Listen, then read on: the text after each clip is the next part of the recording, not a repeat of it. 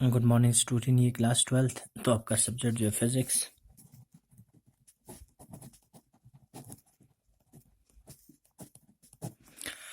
ठीक है, तो उस वक्त आप लोग डिस्कस कर रहे थे magnetic field due to straight conductor. Straight conductor की वजह से किसी पॉइंट पर जो आप लोगों का मैग्नेटिक फील्ड क्या होता है। ठीक है,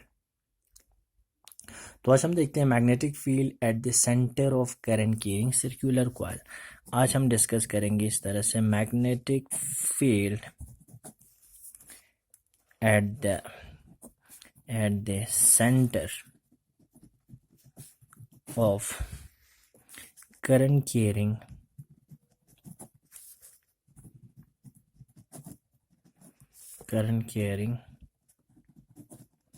circular coil। ठीक है, आपके पास एक सर्कुलर कॉइल है, तो उसमें से आपका करंट फ्लो कर रहा है, तो उसमें सेंटर पर उसका जो है मैग्नेटिक फील्ड क्या होगा वो हम देखते हैं।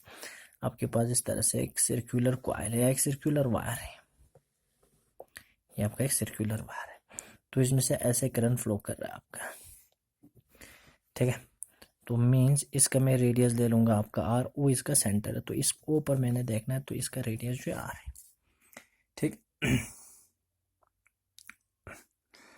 तो हम फिर से बायोट्स वर्ड ला यूज़ करेंगे। आप लोग इस तरह से लिख लेना, कंसिडर ए सर्कुलर कॉइल। आप लोगों का इस तरह से कॉइल है, तो आपका रेडियस जो आर है, सेंटर ओ है, उसमें से करंट फ्लो कर रहा है, आपका आई जो है करंट फ्लो कर रहा है इसमें से। ठीक है, let I be the current flow through the circular coil.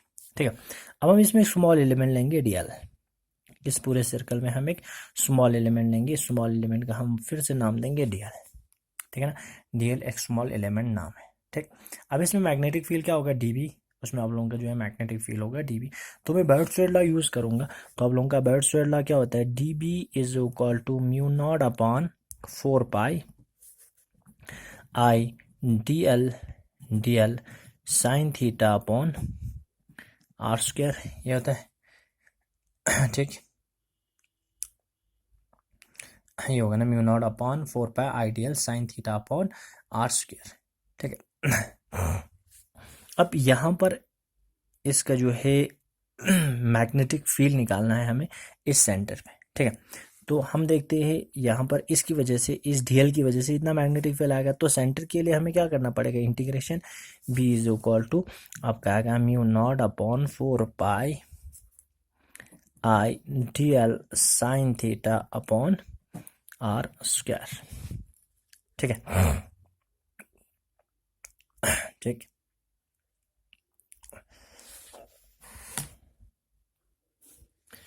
देखो आपका, अब इस करंट कैरिंग एलिमेंट में डीएल और आर का हमेशा एंगल क्या बनाएगा, 90 डिग्री बनाएगा। मतलब जो है रेडियस इस आर्क के साथ हमेशा 90 डिग्री बनेगा। अगर यहाँ पर हम डीएल लेंगे तो यहाँ से एक रेडियस खींचेंगे, तो ये भी क्या बनाएगा, 90 डिग्री बनेगा। मतलब जो आपका जो है डीएल और आर के बीच का जो एंगल है वो आपका 90 डिग्री है। ठीक है ना, तो साइन 90 का वैल्यू क्या बनेगा, 1 बनेगा ना।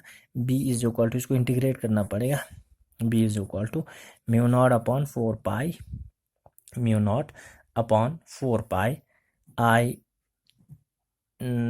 आई साइन थीटा, तो डीएल को इंटीग्रेट कर दूंगा ना, sine 90 degree divided by R square, इसको इंटीग्रेशन करूंगा डीएल। ठीक है, तो बी का वैल्यू क्या आएगा आपका, बी का वैल्यू आएगा आपको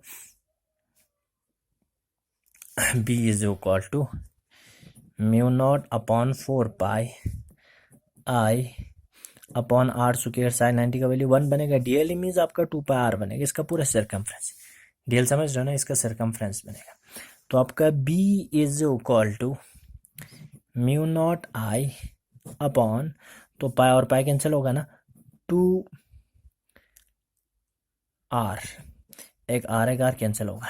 ठीक है ना, 2 और 4 में कैंसिल हो जाएगा। तो ये जो इसके सेंटर पर मैग्नेटिक फील्ड होगा, बर्ड्सवेड लॉ यूज़ करके आप लोग निकाल सकते हैं। मतलब आपका टॉपिक होगा magnetic field at A point, magnetic field at the centre of circular coil carrying current. तो ये बनेगा आप लोगों का एक जो है सर्कुलर कॉइल में मैग्नेटिक फील्ड क्या होगा, वो बन जाएगा आपका जो है सर्कुलर कॉइल के सेंटर में मैग्नेटिक फील्ड इतना होगा। ठीक, तो हम आगे डिस्कस करते हैं इसके बाद। ठीक है, आगे टॉपिक है आप लोगों का magnetic field on the axis of circular coil.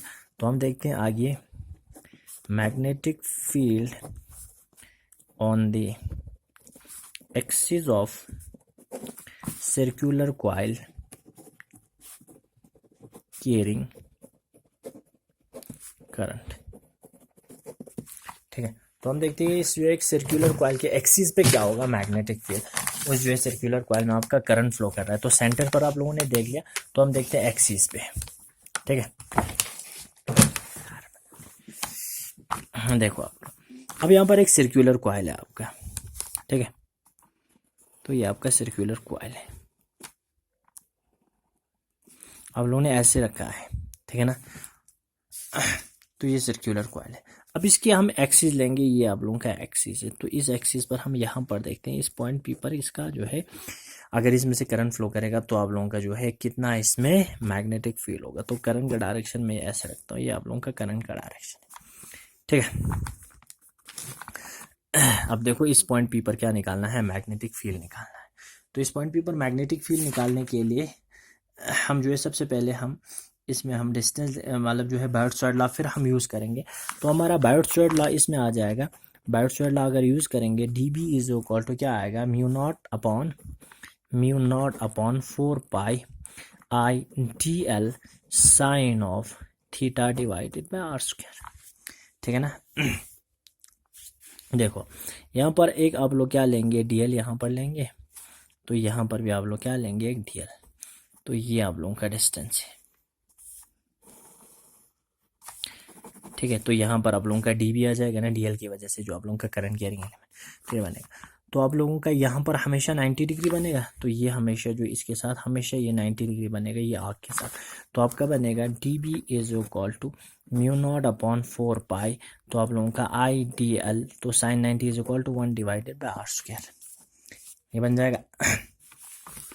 अब आ जाएगा D B is equal to mu naught upon 4 pi I D L, R square means ये आ जाएगा। अगर मैं यहाँ से एक्स रखूँगा और यहाँ पर ए रखूँगा, ठीक है ना, एक्स और ए रखूँगा, तो आप लोगों का क्या बनेगा, ए स्क्वायर प्लस एक्स स्क्वायर बनेगा ना, आर स्क्वायर पे जाओ।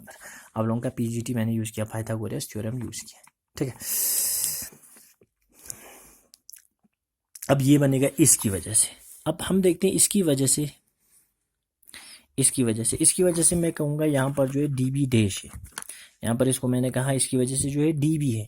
अब इस डी एल की वजह से, नीचे वाले की वजह से डी बी डैश, तो आप लोगों का ये भी आ जाएगा mu naught upon I D L upon A square plus X square, ये बनेगा ना। तो आप लोगों का आर स्क्वायर की जगह पर यही बनेगा ना, डी बी डैश के भी वैल्यू यही बनेगा। ठीक है, ठीक है। अब जो है राइट हैंड आपका थंब रूल आप लोग यूज़ करो, तो इसमें आप लोगों का मैग्नेटिक फील्ड का डायरेक्शन आ जाएगा। ठीक है ना, तो इस डी बी डैश का मैग्नेटिक फील्ड का डायरेक्शन आएगा ऐसे, डी बी डैश। इसमें आप लोग राइट हैंड मतलब जो है थंब रूल आप लोग यूज़ कर दो। ठीक है, तो यहाँ पर मैं रखता हूँ अल्फ़ा।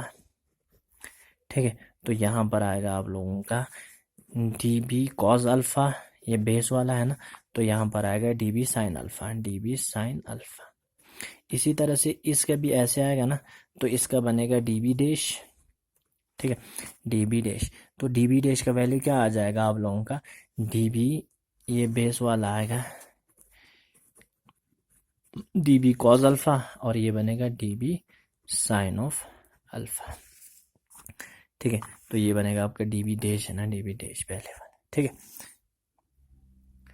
ठीक, तो ये दो चीज़ बनेगा आपका।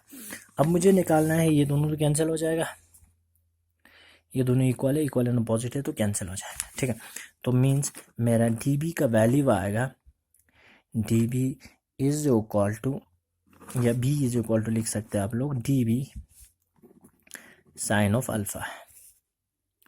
ठीक है, वो आपका बनेगा इस तरह से,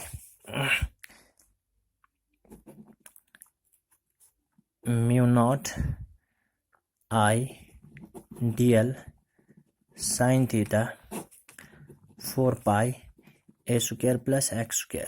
ठीक है ना, इसकी वजह से आएगी, इस कंपोनेंट की वजह से। इन दोनों को आप लोग ऐड कर दो, तो आप लोगों का क्या बनेगा, mu naught I D L sine theta upon 4 pi A square plus X square.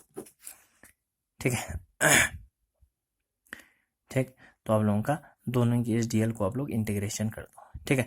तो आप लोगों का साइन अल्फा का वैल्यू निकाल दो, साइन अल्फा का इसमें से निकाल दो, तो साइन अल्फा का वैल्यू आ जाएगा।